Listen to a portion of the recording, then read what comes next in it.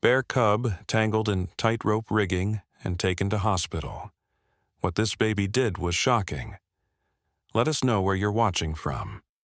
If you love my content, consider supporting it with a super thanks.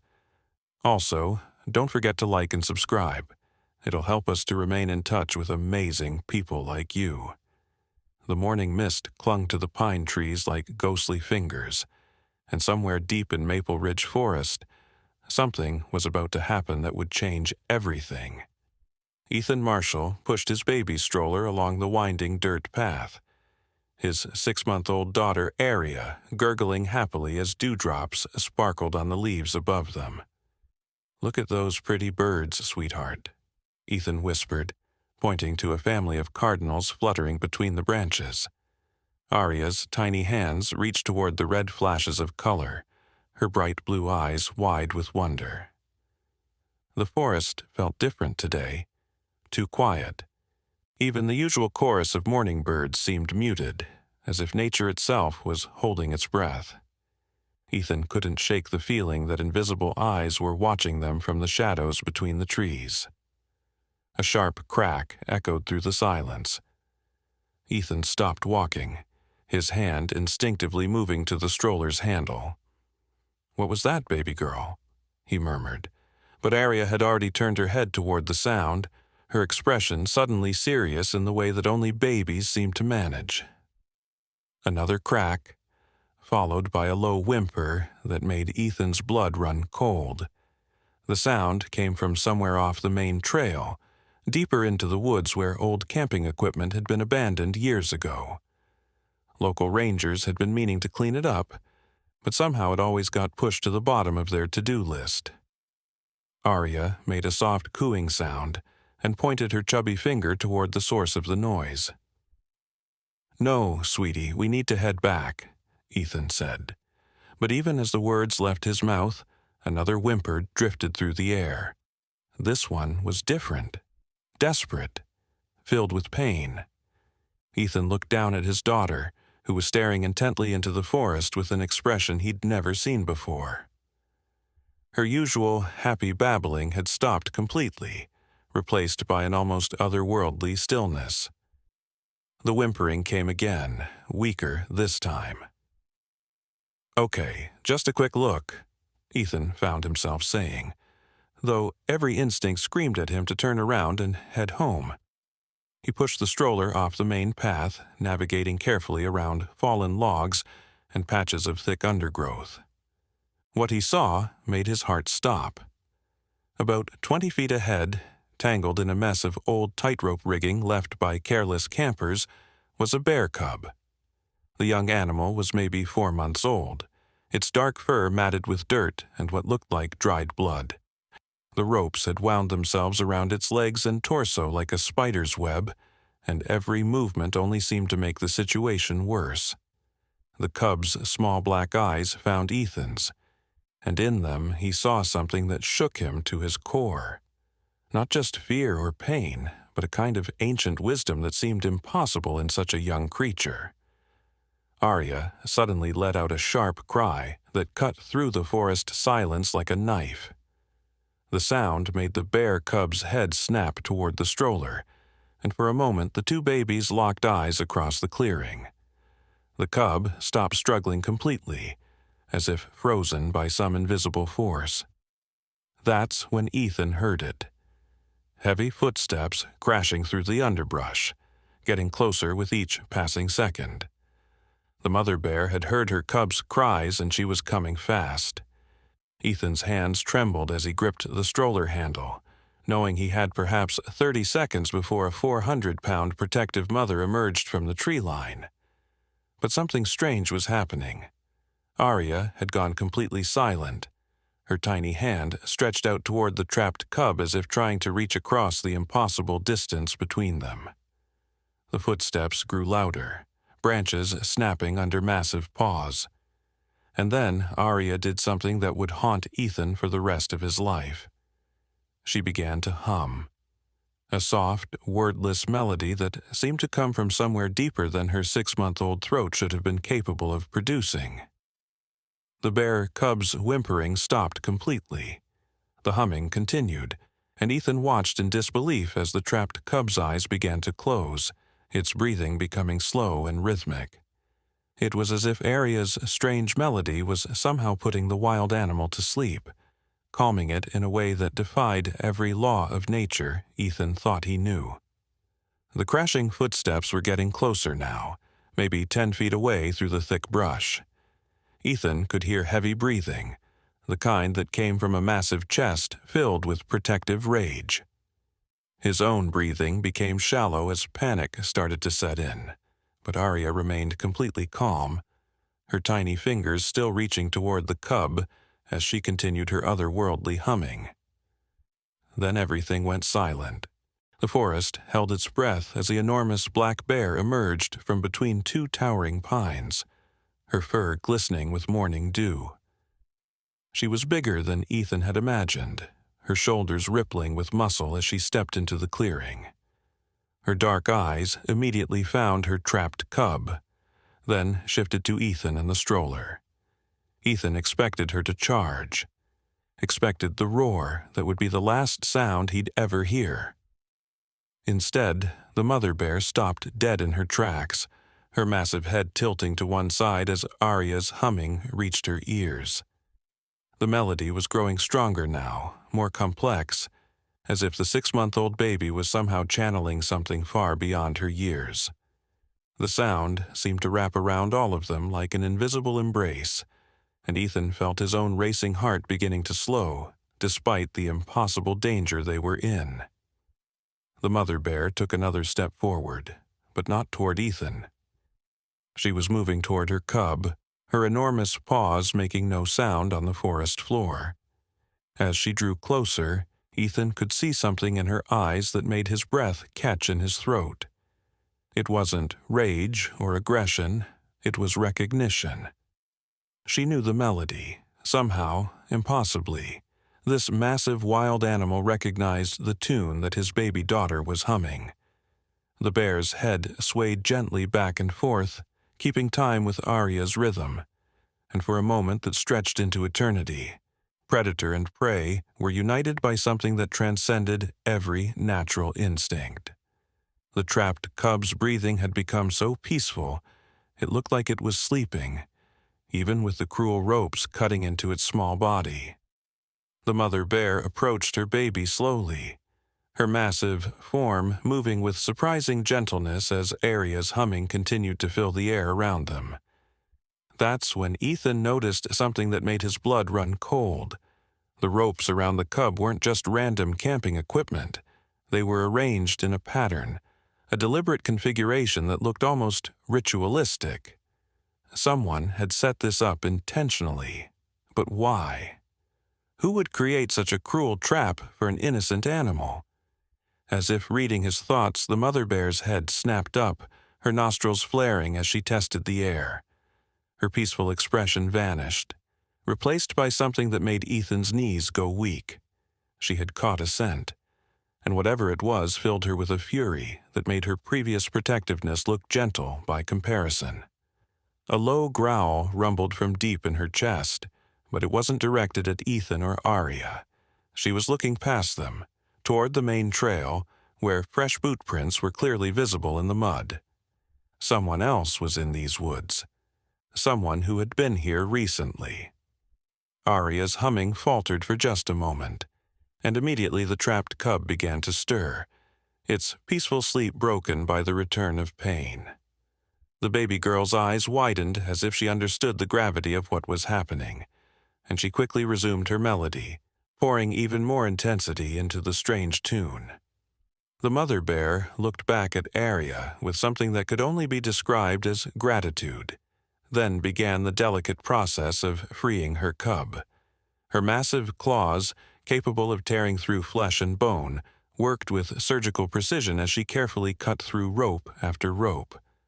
But the trap had been designed by someone who understood bear behavior. The more ropes the mother bear cut, the tighter others became, creating a puzzle that seemed impossible to solve without causing more harm to the trapped cub. Ethan found himself stepping closer, drawn by an impulse he couldn't explain. "The third rope on the left," he whispered, surprised by his own voice. "Cut that one first, then the two on the right." The mother bear's head turned toward him, and for a terrifying moment their eyes met. Ethan expected to see wild animal intelligence, but what he found there was something far more unsettling. The bear's eyes held a depth of understanding that belonged in a human face, not on a wild creature of the forest. She followed his instruction. The ropes loosened immediately, and within minutes the cub was free. But as the young bear struggled to its feet, Ethan could see that the damage was worse than he'd initially thought. The animal's left hind leg hung at an unnatural angle, clearly broken, and there were deep cuts across its chest where the ropes had bitten into its flesh. The cub needed medical attention, and it needed it fast. Arya's humming had stopped, and she was now reaching both hands toward the injured cub, tears streaming down her chubby cheeks as if she could feel its pain as her own. The sight of his baby daughter crying for a wild animal she'd never seen before sent a chill down Ethan's spine. The mother bear gently nuzzled her injured cub, then did something that defied everything Ethan thought he knew about wildlife behavior. She picked up her baby in her mouth, walked over to the stroller, and gently placed the wounded animal in Arya's lap. The 6-month-old baby immediately wrapped her tiny arms around the bear cub, and both children seemed to calm instantly. The cub's labored breathing eased, and Arya's tears stopped flowing as she began to hum again, this time so softly it was barely audible. Ethan stared at the impossible scene before him, his human baby holding a wild bear cub while its massive mother watched approvingly, all of them connected by a melody that seemed to come from somewhere beyond the natural world. That's when he heard the voices approaching through the trees. Human voices, speaking in hushed tones that carried an undercurrent of excitement that made Ethan's skin crawl. "Did you hear that humming?" a man's voice asked. "It's just like the old legends described." "Quiet," another voice hissed. "We're close. The tracking device on the cub shows it's right ahead." Tracking device. The words hit Ethan like a physical blow. Someone had deliberately trapped this cub, fitted it with some kind of monitoring equipment, and was now hunting for it. But why? What could anyone possibly want with a baby bear? The mother bear had heard the voices too, and the fur along her spine was standing on end.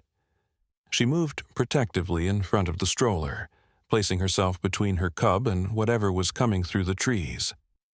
Arya looked up at Ethan with eyes that seemed far too wise for a 6-month-old child, and whispered her first word. Arya looked up at Ethan with eyes that seemed far too wise for a 6-month-old child, and whispered her first word. "Run!" The word hit Ethan like lightning. His daughter had never spoken before, not even the usual baby babbles of mama or dada that most children her age managed. But here, cradling a wounded bear cub, while danger approached through the trees, she had spoken with perfect clarity. The voices were getting closer now, and Ethan could make out at least 3 different speakers moving through the underbrush with practiced stealth. The mother bear's massive head swiveled toward the sound, her lips pulling back to reveal teeth that could crush bones like twigs.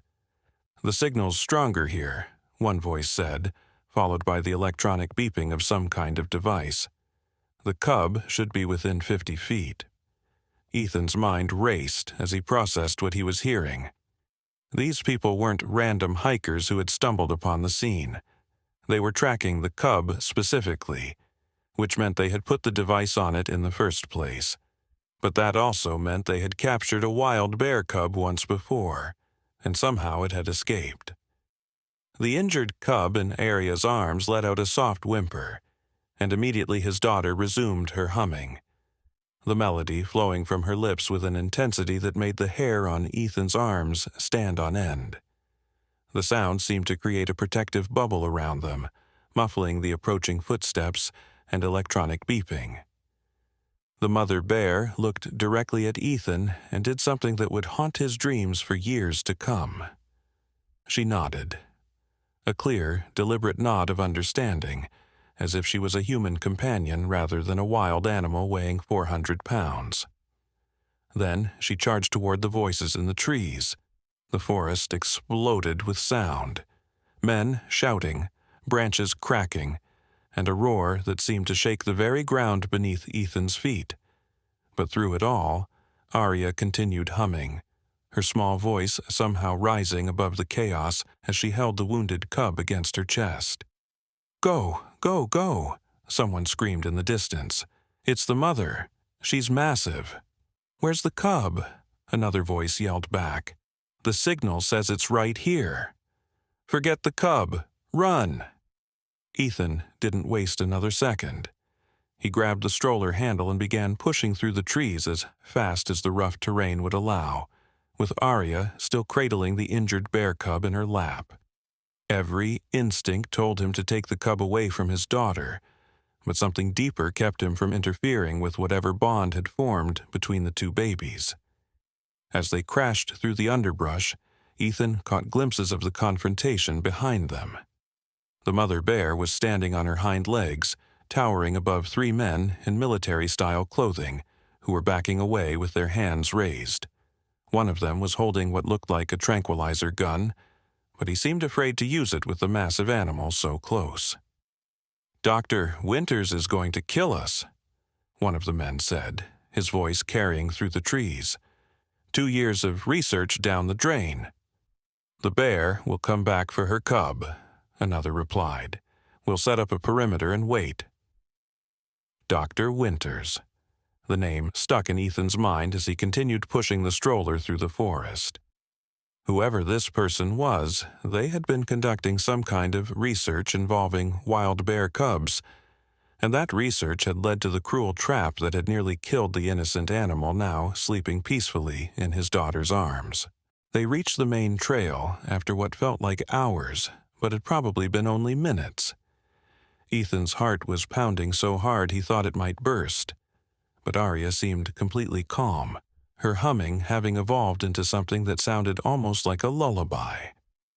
That's when he noticed the cub's wounds were no longer bleeding. Ethan stopped the stroller and knelt down to get a closer look. The deep gashes across the young bear's chest, which had been oozing blood just minutes before, were now closed and already beginning to heal. The animal's broken leg, which had been hanging at that terrible angle, was now straight and seemed to be supporting weight normally. It was impossible. Wounds didn't heal that fast, especially not on wild animals without any medical treatment. But the evidence was right there in front of him, undeniable and terrifying in its implications.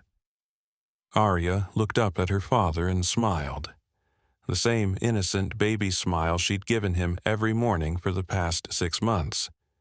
But now, Ethan could see something different in her eyes, something ancient and knowing that had no business being in his infant daughter's face. "Who are you?" he whispered, the words slipping out before he could stop them. His daughter's response was to reach up and touch his cheek with one tiny hand, and suddenly Ethan felt a wave of peace wash over him that was so profound it nearly brought him to his knees. All his fear, all his confusion, all the panic from the past hour melted away like ice in warm sunlight. The bear cub stirred in Arya's lap and opened its dark eyes. For a moment, the two babies looked at each other with an understanding that transcended species, and then the cub did something that made Ethan question everything he thought he knew about the natural world. It spoke, not in words that Ethan could understand, but in the same melodic humming that Arya had been producing. The cub was humming back to her, creating a harmony that was so beautiful it brought tears to Ethan's eyes. The sound attracted attention from the forest around them. Birds began landing on the stroller, their heads tilted as they listened to the impossible duet. Squirrels crept closer, their usual skittishness replaced by curious fascination. Even the trees seemed to lean in, their branches swaying without any wind to move them. The entire forest was responding to whatever was happening between his daughter and the bear cub. That's when Ethan heard the sound of vehicles approaching on the main road that ran parallel to the hiking trail. Multiple engines, moving fast and getting closer. He pulled out his phone to call for help, and froze when he saw the screen. No signal. The phone showed full bars, but when he tried to dial emergency services, the call wouldn't go through. It was as if something was jamming all electronic communications in the area. The vehicles were getting closer now, and Ethan could see flashes of black metal through the trees. They looked like the kind of SUVs that government agencies used, with tinted windows and equipment mounted on their roofs that he didn't recognize. Dr. Winters and his research team weren't just tracking the bear cub. They were tracking Arya too. The realization hit him like a physical blow. Somehow, some way, his daughter had appeared on their radar, and they were coming for her with the same determination they'd shown in pursuing the wounded bear cub. Arya's humming grew louder, more urgent, and the cub responded by struggling to its feet. The young bear was fully healed now, showing no signs of the injuries that had been so severe just minutes before. It nuzzled against Arya's cheek, then jumped down from the stroller and began walking toward the deeper part of the forest. But instead of following its instincts and running away, the cub stopped after a few steps and looked back at Arya, as if waiting for her to follow. "No," Ethan whispered, understanding what the animal was trying to communicate. "She's not going with you. She's my daughter." The cub tilted its head and made a sound that was unmistakably questioning, almost as if it was asking why Ethan couldn't see what was so obvious to every other creature in the forest. That's when he heard the voices again, much closer now.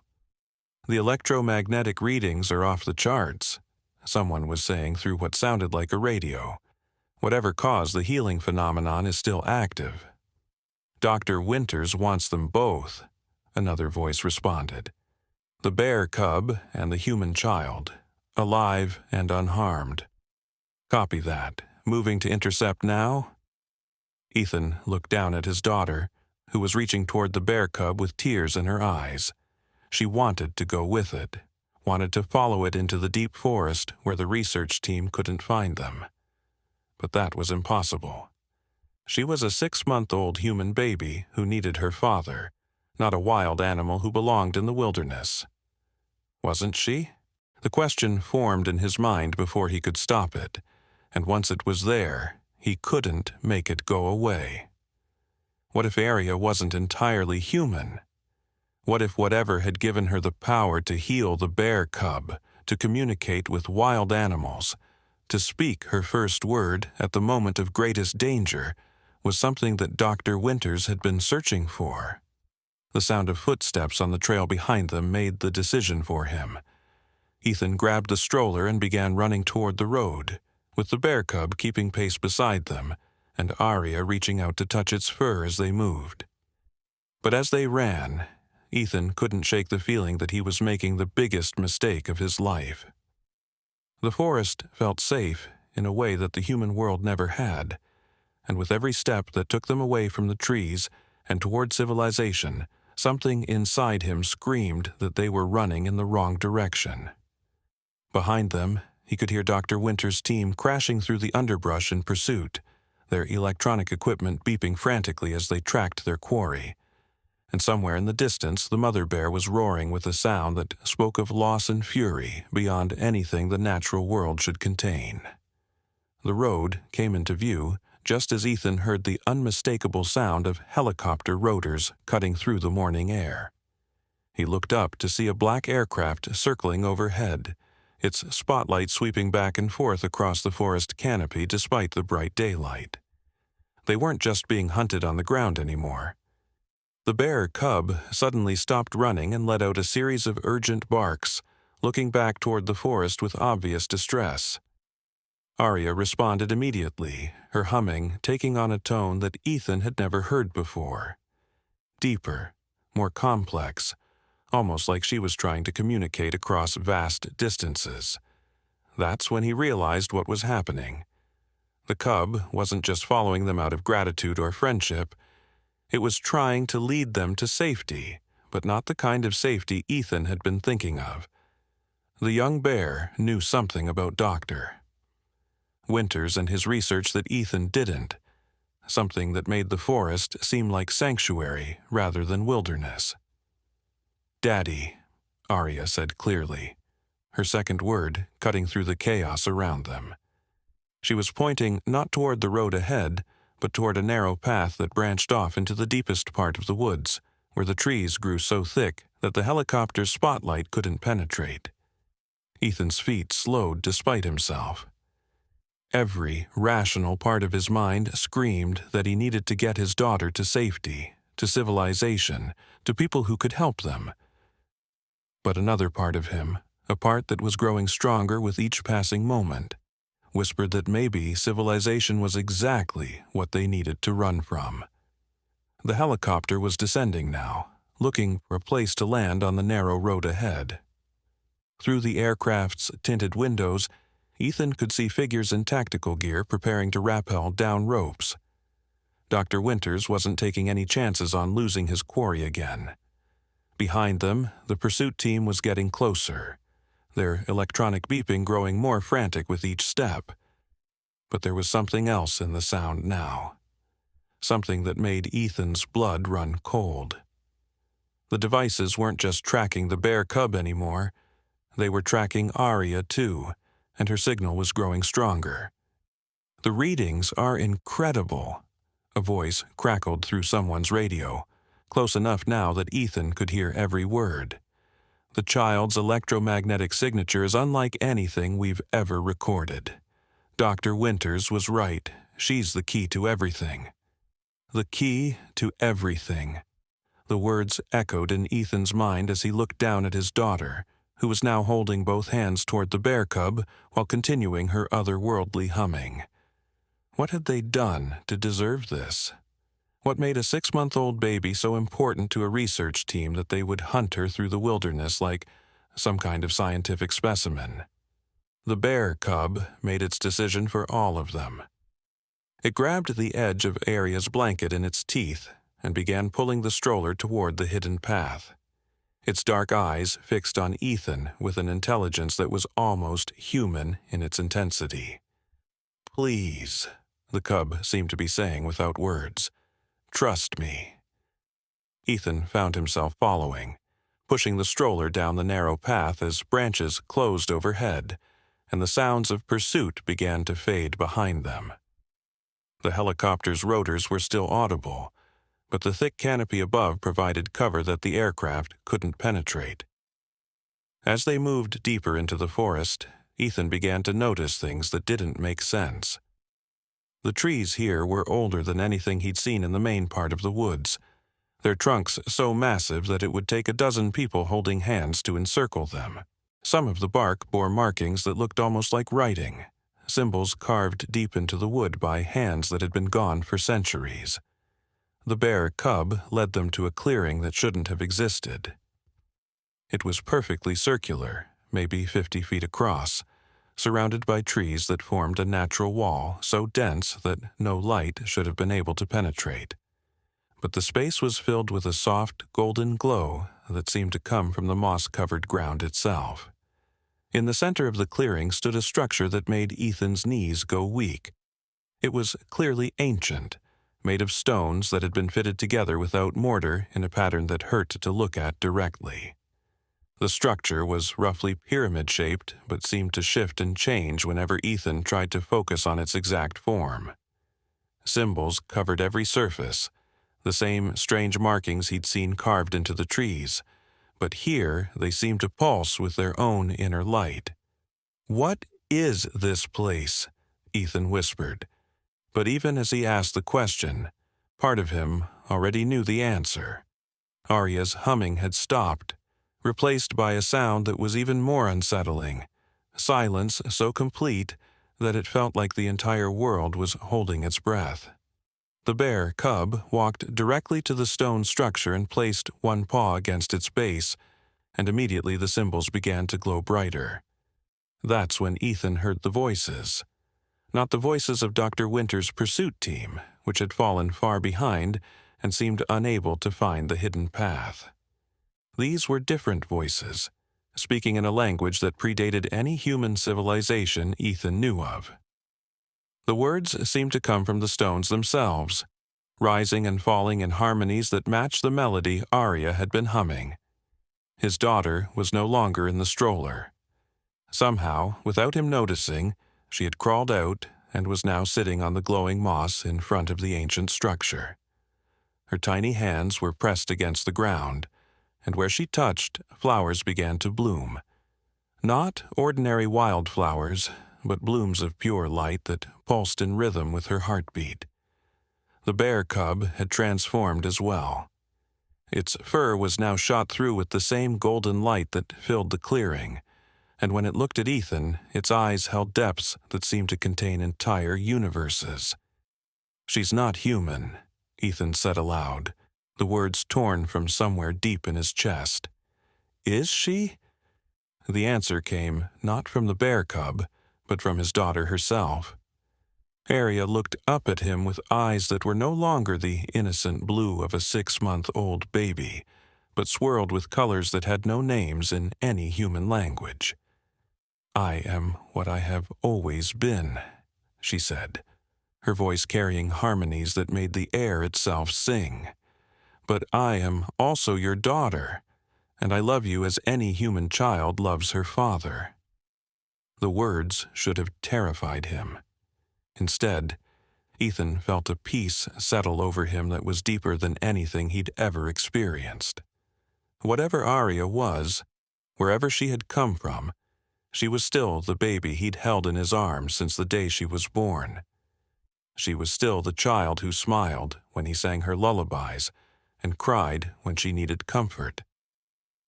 "The ones who hunt us," Arya continued, her impossible voice carrying across the clearing, "they seek to use what I am for purposes that would bring great darkness to your world. They have been watching, waiting since the day I was born in your hospital." Hospital. The word triggered a memory that Ethan had buried so deep he'd almost forgotten it completely. The night Arya was born, there had been a power surge that knocked out electricity for 6 blocks around the medical center. The doctors had called it a coincidence, a transformer failure, but now Ethan remembered the way the lights had pulsed in rhythm with his daughter's first cries. "Doctor," Winters was there, he said, the realization hitting him like physical blow. He was in the hospital that night. "He has been searching for one like me for many years," Arya replied. "The bear cub and its mother. They are guardians of this place, protectors of the old knowledge. Dr. Winters captured the cub to use as bait, knowing that I would be drawn to help any creature in pain." The bear cub made a sound that was part whimper, part growl, and Arya reached out to stroke its glowing fur. Where her fingers touched, the light grew brighter, and Ethan could see that the young animal's connection to this place was even deeper than he'd imagined. "The cub is like me," Arya explained, reading his thoughts as easily as if he'd spoken them aloud. "Born between worlds, carrying light that others would use for darkness. Its mother has been hiding it here, in this sacred place, but Dr. Winter's technology allowed him to track us both." Sacred place. As Ethan looked around the clearing with new understanding, he began to see signs of ancient habitation everywhere, stone circles within stone circles, arranged in patterns that spoke of ceremonies conducted under stars that had died out before human civilization began. This wasn't just a random clearing in the woods, it was a temple, a sanctuary that had been protected for thousands of years.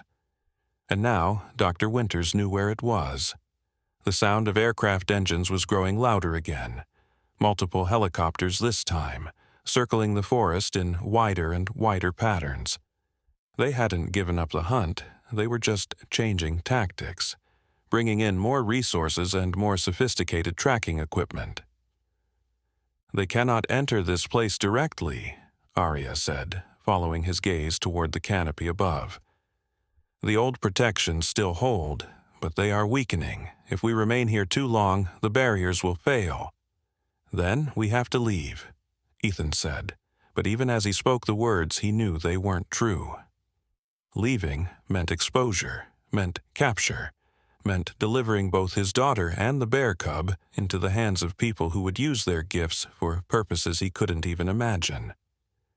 "There is another way," Arya said softly, and suddenly the ancient structure behind her began to change. The stones were moving, rearranging themselves into new configurations that seemed to defy physics. Passages opened in walls that had been solid moments before, revealing chambers that glowed with their own inner light. The symbols carved into the stone were pulsing faster now, creating rhythms that matched the helicopter's rotors overhead. "The old ones who built this place," Arya explained. "They knew that a time would come when the sanctuary would be discovered by those who would misuse its power. They prepared for this day." The bear cub was already moving toward one of the newly opened passages, looking back at them with obvious urgency. But as Ethan started to follow, he heard something that stopped him cold, his own voice, coming from somewhere outside the clearing. "Arya!" the voice called, perfect in every detail. "Daddy's here, sweetheart. Come to Daddy." Dr. Winter's team had found someone who could mimic his voice exactly, and they were using it to try to lure his daughter away from the protection of the sacred ground. But there was something wrong with the voice, something that made Ethan's skin crawl even though he couldn't identify exactly what it was. Arya heard it too, and her reaction was immediate and terrifying. The light around her began to pulse with angry reds and oranges, and the flowers at her feet withered as if touched by flame. "They dare to use your voice," she said, and for the first time since this ordeal began, Ethan heard genuine anger in his daughter's otherworldly tones. "They dare to try to deceive me with the sound of the one I love most." The temperature in the clearing dropped 20 degrees in as many seconds, and frost began to form on the ancient stones despite the warm morning air. The bear cub whimpered and pressed closer to Arya, seeking comfort from whatever was happening to the being it had come to trust. That's when Ethan realized that Dr. Winters had made a critical error. By trying to use Ethan's voice to manipulate Arya, the research team had revealed something about themselves that changed everything. They didn't know what she really was. They thought she was just an unusually gifted human child, someone they could trick and capture like any other research subject. They had no idea they were hunting something that could reshape reality with a thought, something that had been content to play the role of a normal baby until they threatened the people and creatures she loved. "Arya," the fake voice called again, closer now. "Come out, sweetheart.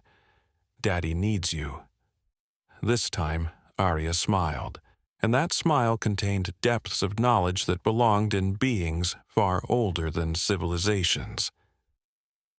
"Let them come," she said softly, and the ancient structure behind her began to sing.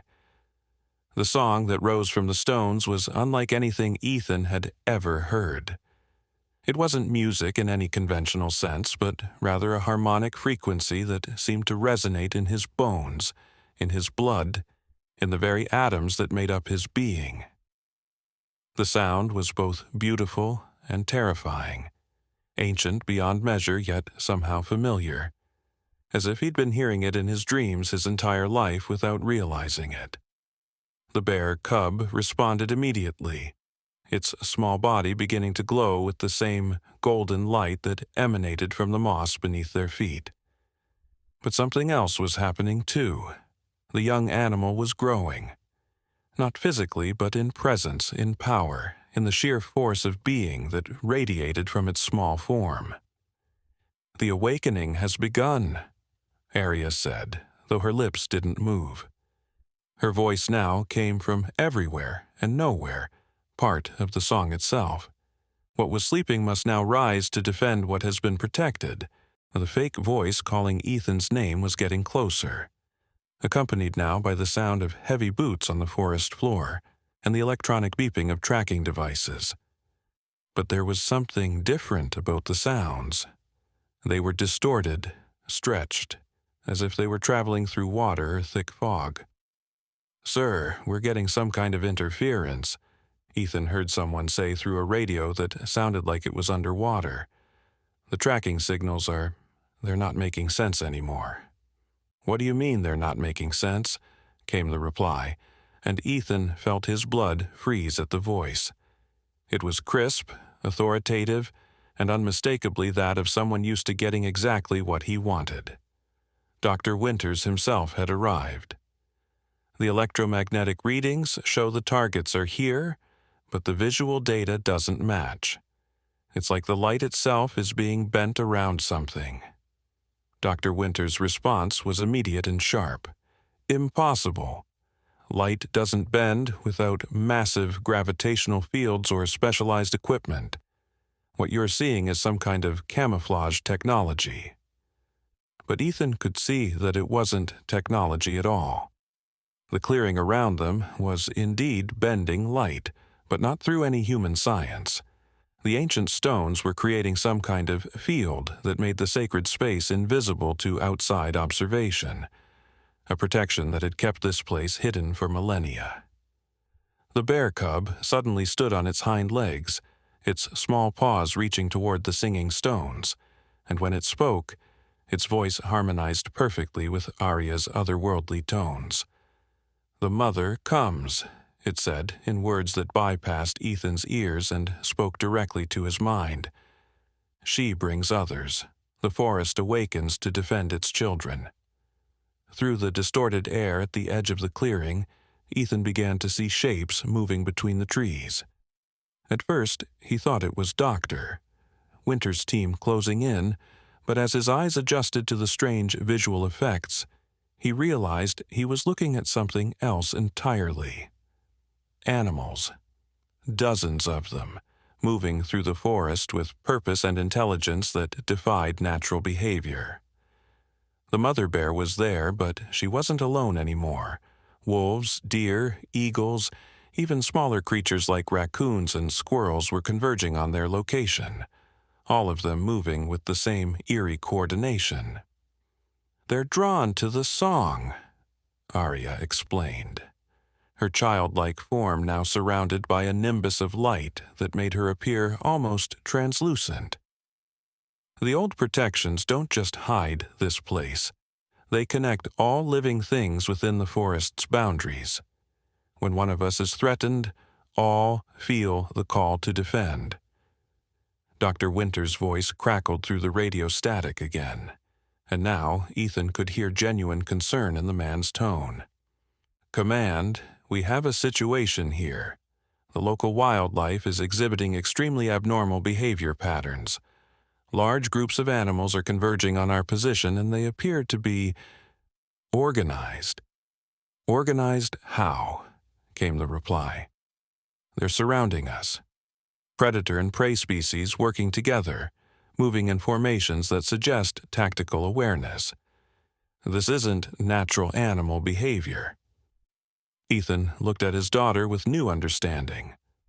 Whatever she was, whatever power she carried, it wasn't limited to healing and communication.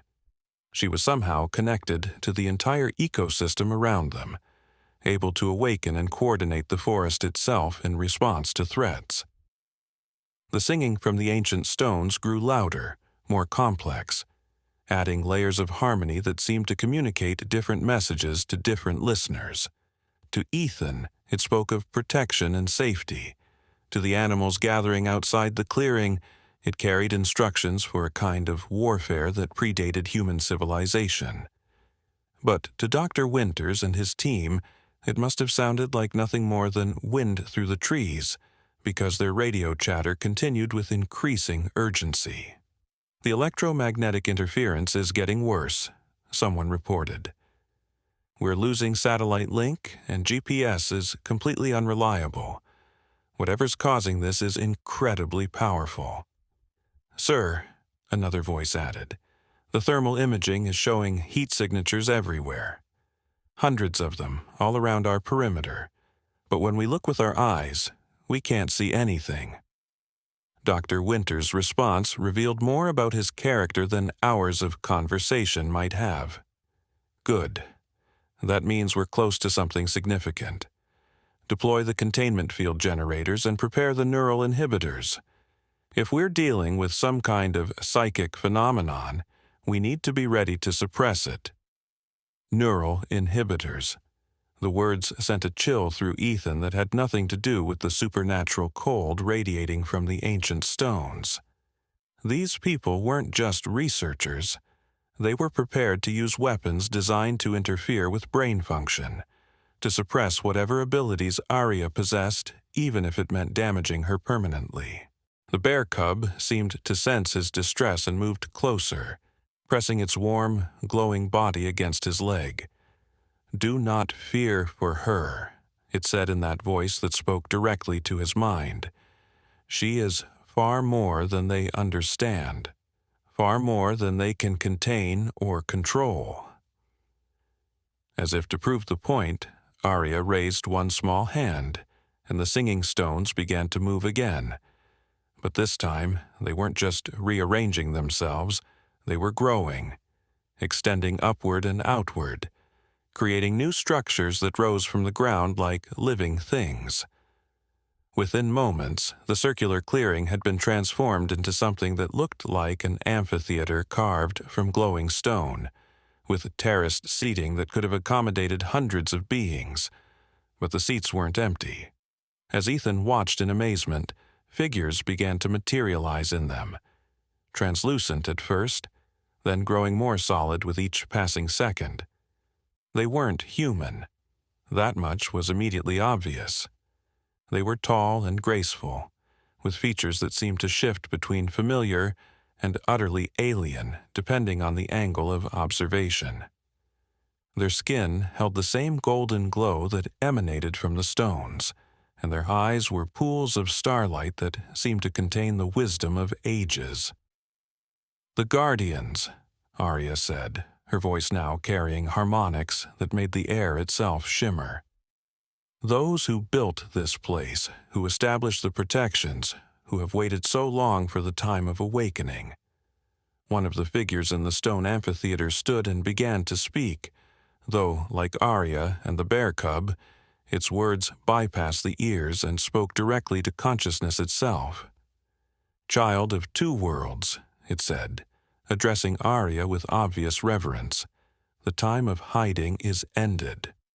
Those who would cage the light for their own purposes have found the sacred ground. The choice must be made, retreat deeper into the hidden places, or reveal what has been concealed and face the consequences."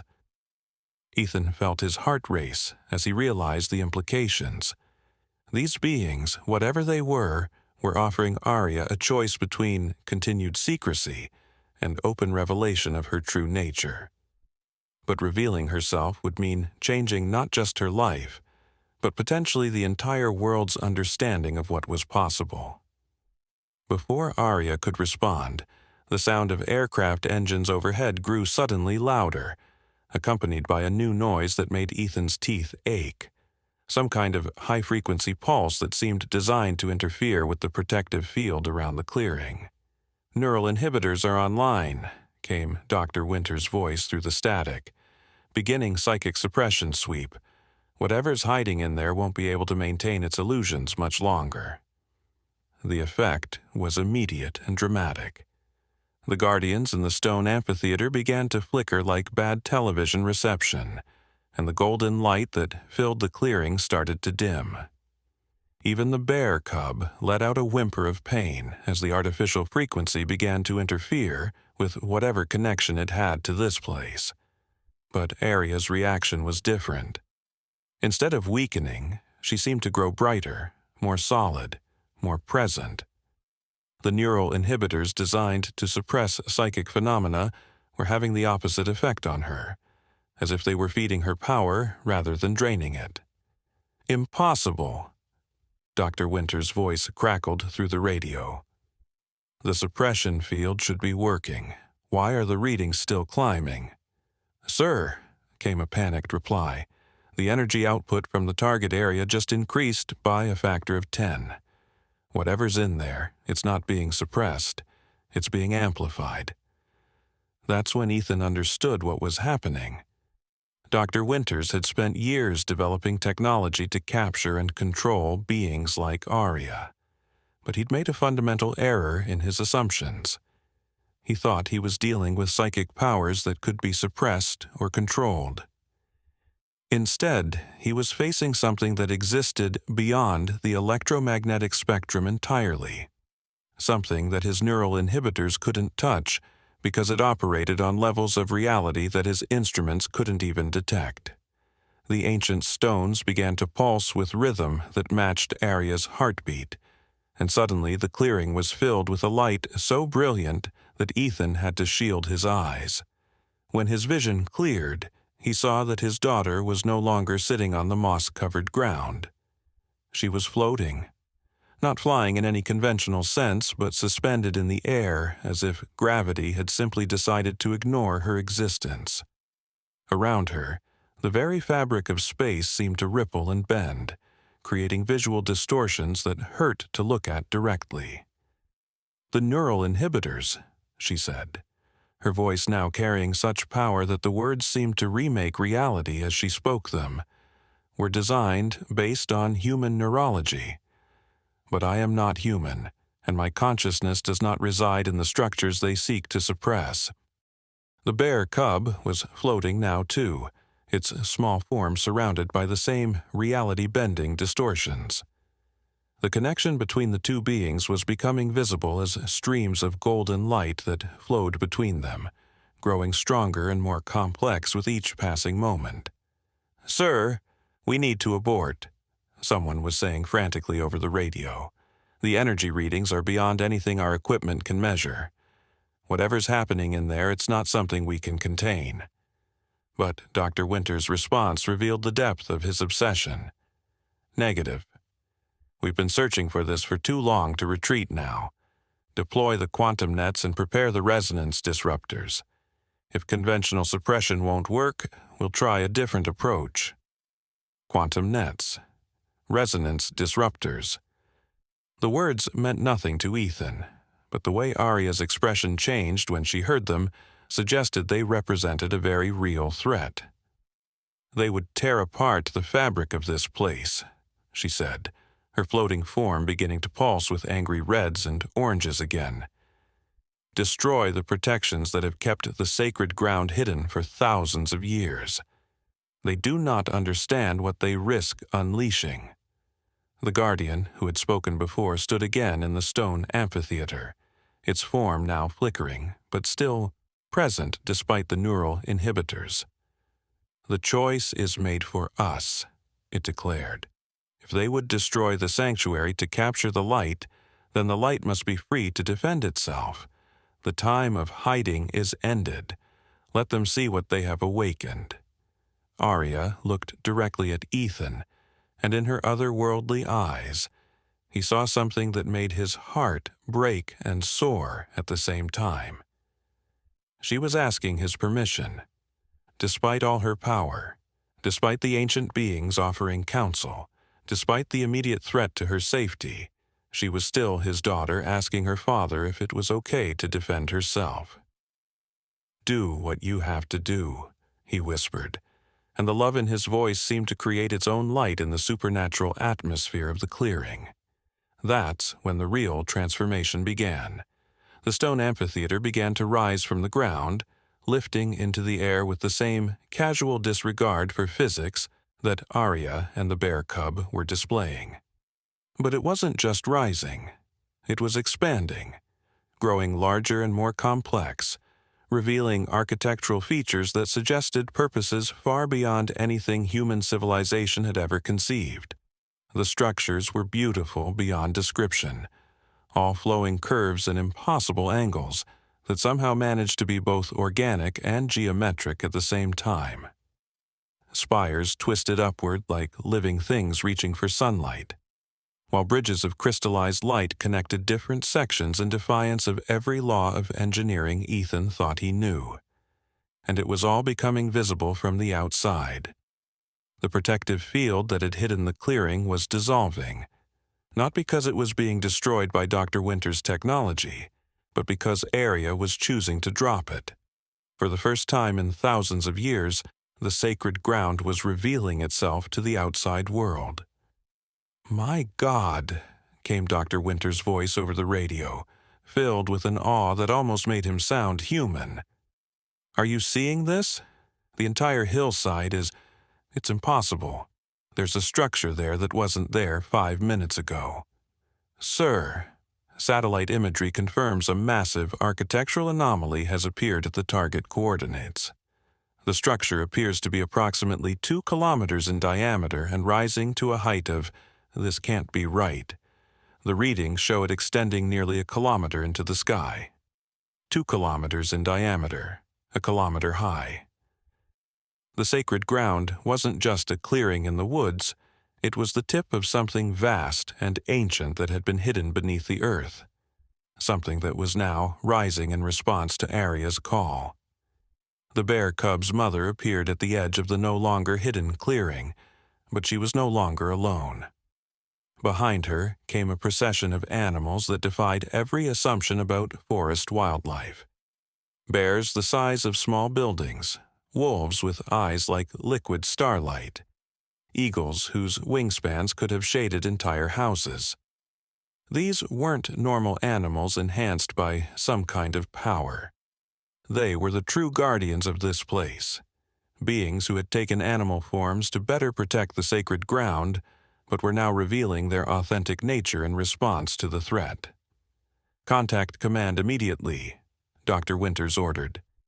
And for the first time since this ordeal began, Ethan heard genuine fear in the man's voice. "Tell them we need immediate reinforcement, full deployment, everything we have, and get me a direct line to the Pentagon. They need to know what we found here." But as the impossibly large structure continued to rise from the earth, as beings of light and power took their places in the expanding amphitheater, as reality itself seemed to bend around Arya's floating form, Ethan began to wonder if there was anything in the world that could contain what had been awakened. His daughter looked down at him from her position suspended in the air, and when she smiled, that smile contained the promise of wonders and terrors that humanity wasn't prepared to face. "The old world ends today, Daddy," she said softly, "and the new one begins now." The words hung in the air like a promise and a prophecy combined, and as they echoed through the transformed landscape, something fundamental shifted in the fabric of reality itself. Dr. Winter's voice crackled one final time through the failing radio systems. "All units, pull back to minimum safe distance. We're dealing with forces beyond our current understanding. Recommend immediate consultation with..." The transmission cut to static, then to silence, as every piece of electronic equipment within 50 miles simply stopped working. Not destroyed, not damaged, but gently persuaded to sleep by a consciousness that understood technology better than its creators ever could. Ethan looked up at his floating daughter, at the impossible city of light rising around them, at the bear cub whose small form now pulsed with the wisdom of ages, and felt something inside him break apart and rebuild itself in a pattern he'd never imagined possible. "Are you still my little girl?" he whispered, the question carrying all the love and fear and wonder that filled his heart. Arya descended slowly until she was floating just at his eye level, her small hands reaching out to cup his face with a gentleness that was entirely, completely human despite everything else that had changed. "I will always be your little girl, Daddy," she said, and her voice was once again that of a 6-month-old baby learning to speak, though the words carried depths that would echo in his dreams forever. But now I can also be what I was meant to be. The bear cub padded over and nuzzled against Ethan's leg, no longer glowing but somehow more real, more present than any ordinary animal could be. When it looked up at him, its dark eyes held gratitude and friendship, and a promise that some bonds transcend species, transcend worlds, transcend the very nature of existence itself. Around them, the guardians in their stone amphitheater began to fade, but not because they were leaving. They were returning to the spaces between spaces, resuming their eternal watch now that the awakening was complete. Before the last of them disappeared, the one who had spoken raised a hand in farewell. "The sanctuary is safe," it said directly into Ethan's mind. "The child and her companion will grow in wisdom and power, but they will grow surrounded by love. That is the greatest protection of all." The massive city of light began to settle back into the earth, not disappearing but becoming hidden once again, though Ethan suspected it would never be quite as invisible as it had been before. The world had changed, and there would be no going back to the way things were. But as the supernatural radiance faded and the forest returned to something approaching normal, Ethan realized that normal itself had been redefined. Birds still sang in the trees, but their songs carried harmonies that spoke of deeper mysteries. Sunlight still filtered through the leaves, but now it seemed to bend around certain spaces where wonders waited to be discovered. Arya settled gently into her stroller, once again appearing to be nothing more than an ordinary baby, though her eyes held starlight, and her smile promised futures that would reshape everything humanity thought it knew about the possible. The bear cub's mother emerged from the trees, no longer the massive supernatural guardian she had revealed herself to be, but back to her natural size and appearance. She approached slowly, her intelligent eyes moving between Ethan and Arya, as she assessed whether the danger had truly passed. When she reached them, she did something that Ethan knew he would remember for the rest of his life. She bowed her massive head in a gesture of respect and gratitude, acknowledging the bond that had formed between her cub and the human child who had saved its life. Then, with a gentle nudge to her own baby, she turned and walked back into the forest. But the cub hesitated, looking back at Arya with obvious longing. "Go," Arya said softly, her baby voice carrying absolute understanding. "But we'll see each other again. The forest remembers its friends." The bear cub rubbed against her tiny hand one last time, then scampered after its mother, disappearing into the green shadows, but leaving behind the promise that some friendships transcend the boundaries between wild and tame, between human and animal, between the ordinary world and the realm of wonder. Ethan began pushing the stroller back toward the main trail, toward their car, toward a life that would never be quite the same, but would somehow be more real than it had ever been before. Behind them, he could hear the sounds of Dr. Winter's team withdrawing, their equipment useless, their mission fundamentally changed by an encounter with forces that couldn't be captured or controlled. He suspected Dr. Winters would be back someday, but not as a hunter. What had happened in that sacred clearing would ripple outward through the scientific community, through governments, through the carefully constructed assumptions that defined human understanding of the universe. The man who had come to capture a supernatural child would likely spend the rest of his life trying to understand what he had witnessed. As they reached their car, Arya looked up at her father and spoke one final time in the voice that contained multitudes. "Thank you, Daddy," she said simply, "for trusting me, for loving me, no matter what I am." Ethan strapped her into her car seat, kissing her forehead as he had done every day since she was born, and realized that some truths were too simple to be complicated by wonder. "I love you too, little one," he whispered, "always and forever, no matter what worlds you carry inside you." And as they drove away from Maple Ridge Forest, leaving behind the hidden sanctuary and its ancient protections, the last thing Ethan saw in his rearview mirror was a small bear cub standing at the edge of the trees, watching them go with eyes that held the light of stars and the promise of adventures yet to come. The old world had ended, just as Arya had predicted, but the new world that was beginning looked remarkably like love wrapped in wonder, and Ethan thought that might be the most extraordinary magic of all. Years later, when reporters and scientists and government officials would ask him about what had happened that morning in the forest, Ethan would smile and tell them a simple truth that contained all the complexity they could never understand. My daughter made a friend, and that friendship changed everything. And in forests around the world, in hidden places where ancient protections still held, children who carried light within their souls would hear a soft humming on the wind and know that they were not alone. The bear cub, now grown into a magnificent creature that moved between worlds as easily as breathing, would sometimes visit the edges of human settlements on quiet nights, watching over sleeping children and humming a melody that spoke of healing and hope and the unbreakable bonds that connect all living things. And Arya, growing up in a world that was slowly learning to make room for wonders, would sometimes pause in her play to listen to that distant humming and smile with the knowledge that her first true friend was out there somewhere, keeping the ancient promises and protecting the light that could never be caged. The tightrope rigging still lay tangled in the deep forest, but it no longer held the power to trap. Instead, it had become something else entirely, a monument to the moment when innocence and wildness had joined forces against those who would cage wonders for their own purposes.